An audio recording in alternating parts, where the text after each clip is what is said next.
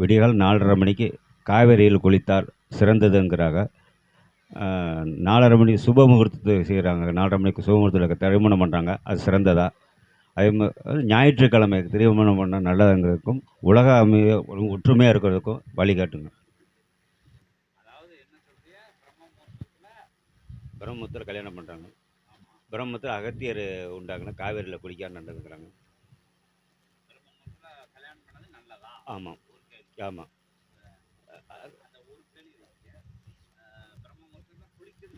ஆமாம் ஆமாம்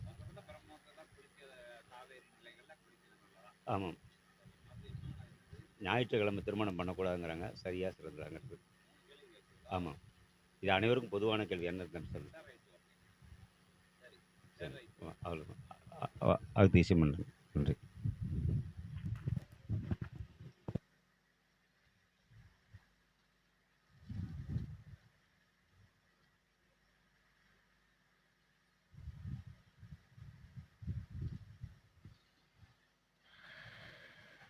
ஆயிரம் யுகங்கள் கடந்து சூட்சம தவநிலையை புனித கங்கா நதிநீரிலே அடி அதல பாதாளத்திலே பாய்ந்தோடும் புனித கங்கா நதிநீரில் யுகங்கள் கடந்து தவமிருந்து பேராற்றல் கொன்ற அற்புத பிரபஞ்ச சக்தியினை பெற்ற சிவமகா வாழை சித்த சபையிலிருந்து நடந்தேறும் சற்சங்க பெருவிழாவில் அற்புத சபையின் மூலமாக தாரை வார்க்கப்பட்ட கிளை சபையின் திருவாயிலில் நடைபெறும் இத்தகைய புனித கைலாய திருப்பணி தலமாக மாற்றி அமைத்து நடைபெறும் சற்சங்க பெருவிழாவில் எழுகின்ற நற்கேள்விகளுக்கு இடையே அற்புதமான இவ்வினாக்களையும் தொடுத்த சீடனே அகத்தியன் யாம் நல் ஆசி கூறி அவ்வினாவிற்கும் விடைபகிர்கின்றோம். பிரம்ம முகூர்த்த நல்வேளை என்பது ஆற்றலாக பிரபஞ்ச ஆற்றலினை தன்னகம் கிரகித்து கொள்ளக்கூடிய அற்புத உள்வலிமைதனை பெற்று பிரபஞ்ச சக்தியினை தான் கிரகித்து கொள்ளக்கூடிய உள் வலிமைதனை பெற்றவன் பிரம்ம முகூர்த்த வேளையில் முதலில் எழுந்திருப்பான். பிரபஞ்ச சக்தியினை கிரகித்து கொள்ளக்கூடிய உள்வலிமை, ஊழ்வினை அகற்றி உள்வலிமை பெற்றவன், நல்வினை பெற்றவன் பிரம்ம முகூர்த்த வேளையில் எழுந்திருப்பான். பிரம்ம முகூர்த்த வேளையில் எழுந்திருப்பவன் அத்துணை பேரும் புண்ணியவான்கள் அல்ல. பிரம்ம முகூர்த்த வேளையில் எழுந்திருந்து தான் ஆற்றக்கூடிய நற்பணிகளுக்கான முயற்சிகளை மேற்கொண்டு நல் நீராடல் நல் தவ தியான நிலைகளை மேற்கொள்கின்ற பொழுது அது பிரம்மம் என்கின்ற அவனுக்கு ஆற்றக்கூடிய அத்தகைய நிலைகளுக்குரிய படைத்தல் நிலையாய் அவன் அதனை உணர்ந்து ஒரு செயல் தொடங்குகின்ற பொழுது அது நற்செயலாய் பிரபஞ்சத்திற்கு சென்றடையும். அவனுக்கு நற்செயல் பணிபுரிந்து அப்பணியானது பிரபஞ்சத்திற்கும் நற்பணியாக சென்றடையும் என்றும் யாம் உணர்த்தி பிரம்ம முகூர்த்த வேளைகளில் காவிரி நீரில் குளித்தாலும் சரி, அது எண்ணீரில் குளித்தாலும் சரி, நீர் இட்டு வருகின்ற இளவெப்ப நீரில் குளித்தாலும் சரி, பிரம்ம முகூர்த்த வேளையில் நீராடுவது என்பதே சிறந்த நிலை என்று அகத்தியன் உணர்த்தி ஆற்றலாக நல்மண விழாக்கள் நடைபெறுவது என்பது கலியுகத்தில் சான்றோர் ஆன்றோர்கள் வகுத்து கொடுத்த விஞ்ஞான ரீதியாகவும் விஞ்ஞான ரீதியாகவும் கொண்ட அற்புதமான அத்தகைய நல் நாளிகை பொழுதுகளை தாரை வார்த்து கொடுத்திருக்கின்றார்கள்.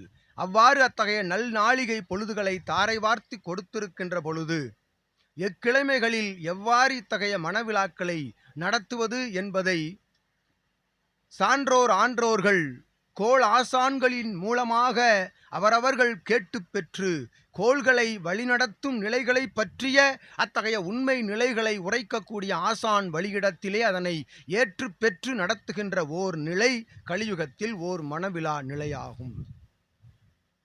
பிரம்ம முகூர்த்த வேளைகளில் மனவிழா மட்டுமல்ல, பிரம்ம முகூர்த்த வேளைகளில் மனவிழா மட்டுமல்ல, எத்தகைய விழா தொடங்குவதற்கும் தடையில்லை என்று அகத்தியன் யாம் உரைக்கின்றோம். பிரம்ம முகூர்த்த வேளை என்பது பஞ்சபூத சக்திகள் ஒன்றாக இணைந்து கலியுகத்தில் எவராவது நற்பணி துவங்க காத்திருக்கின்றார்களா என்று தேவர்களும் சித்தர்களும் 30 எண்ணிக்கையிலான லட்சோப லட்சம் ரிஷிமார்கள் எல்லாம் காத்து தன்கரம் நீட்டிக் கொண்டிருக்கின்ற பொழுது எவன் சுட்டு விரல் அவர் விரலில் படுகின்றதோ அவர்களை அள்ளி அணைத்து தன் மடியில் அமர வைத்து அழகு பார்க்கும் நல்நாளிகை பொழுதே பிரம்ம முகூர்த்த நாளிகை பொழுது என்று அகத்தியன் உரைத்து, எப்பணியையும் பிரம்ம முகூர்த்த வேளைகளில் தொடங்கலாம், அது எவ்விழாக்களாக இருந்தாலும் ஏற்று நடத்தலாம் என்று அகத்தியன் அதற்கும் உரைத்து, நாளிகை பொழுதுகள் கிழமை பொழுதுகள் என்பது சாதாரண மானிடனுக்கு மட்டுமே நாட்களும் கிழமைகளும். கலியுகத்தில் இறையை வணங்குதல் நிலையோடு நிறுத்தி கொண்டு மற்ற நிலைகளையெல்லாம் தனக்குள் மேல் வைத்து கொண்டு இறையை ஆலயங்களுக்கு சென்று மட்டும் வணங்கிவிட்டு நல்நாட்கள் என்று கருதுகின்ற நாட்கள் தவிர மற்ற நாட்களிலே கலியுகத்திற்கு மானிட பழக்க வழக்கங்களுக்கு எதிரான அத்தகைய நிலைகளிலே ஈடுபட்டு கொண்டு வருபவர்களுக்கு, சாதாரண மானிட நிலையில் இருப்பவர்களுக்கு, உழன்று வருபவர்களுக்குத்தான் நாட்களும் கிழமைகளும் அது நல்கிழமை என்கின்ற நிலையே தவிர, இறையோடு இறையாக இறைவனை உணர்ந்து யாம் உரைத்தவாறு இச்சீடன் உரைத்த வினாவிற்கு அகத்தியன் உரைத்த விடைகளை ஒட்டுமொத்தமாக யாம் தொகுத்து, அத்தகைய தொகுப்பிலிருந்து ஓர் மனிதன் ஓர் மானிடன் இறை நிலையிலிருந்து ஆற்றலாக சித்த நிலை, ஞான நிலை, பக்தி மார்க்கத்திலிருந்து மாறுபட்டு சிவநிலையை அடைகின்ற முயற்சிகளை மேற்கொள்பவனுக்கு நவக்கிரக சஞ்சாரங்கள் என்பது ஒரு பொழுதும் அவனை தாக்காது. சுப கிரகங்களே அனைத்து கிரகங்களும் ஆகும் என்றும் அகத்தியன் உரைத்து, அசுப கிரகங்கள் என்று எதுவும் இல்லை அவனுக்கு.